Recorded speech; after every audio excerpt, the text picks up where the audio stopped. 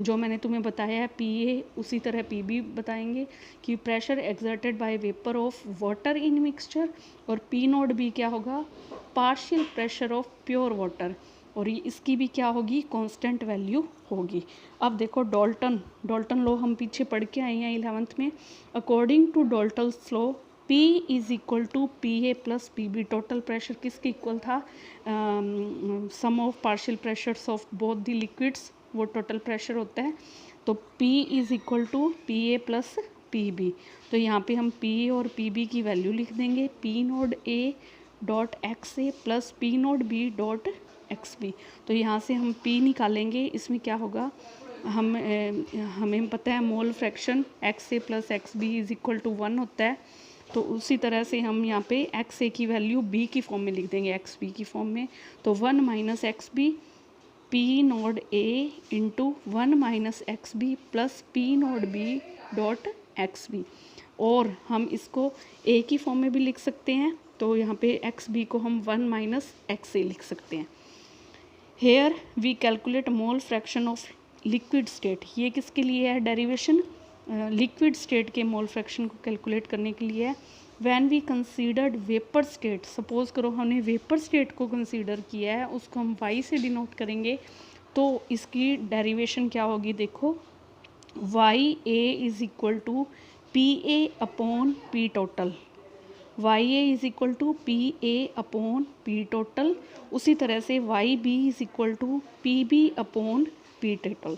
अब यहाँ पे वाई ए देखो क्या है, mole fraction of component A in the vapour state. Vapour state के अंदर उसका मोल कंपोनेंट कितना है, उधर एक्स ए क्या था, लिक्विड स्टेट में उसका मोल फ्रैक्शन कितना है।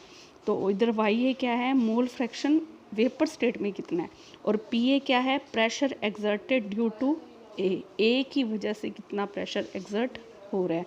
उसी तरह से यहाँ पे हम वाई भी निकालेंगे, mole fraction of component B in the vapour state, और पी बी क्या है, pressure exerted due to B.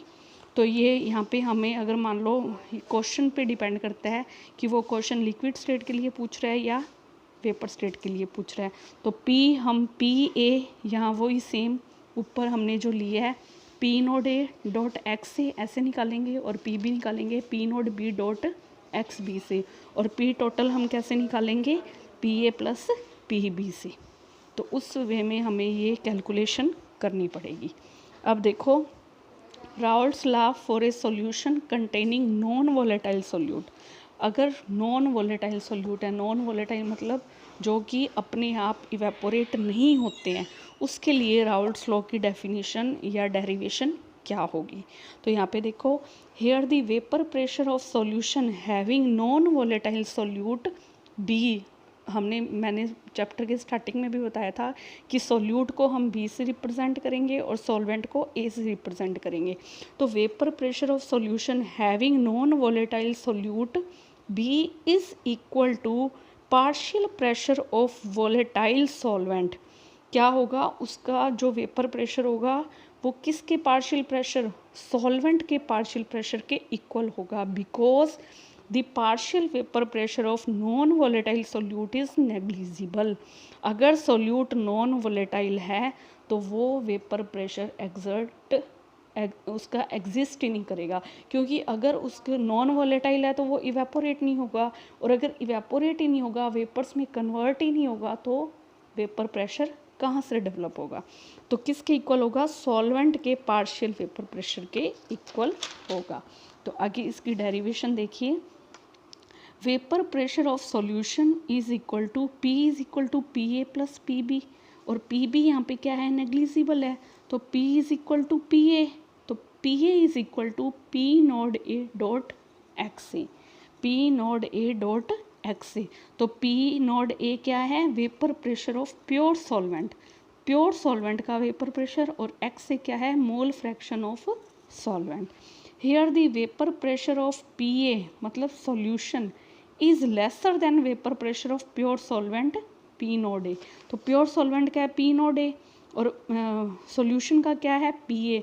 तो ये क्या कह रहा है कि पी ए लेसर होगा पी नोड ए से। क्यों होगा, क्योंकि because X A is less than 1, X A है वो 1 से कम है।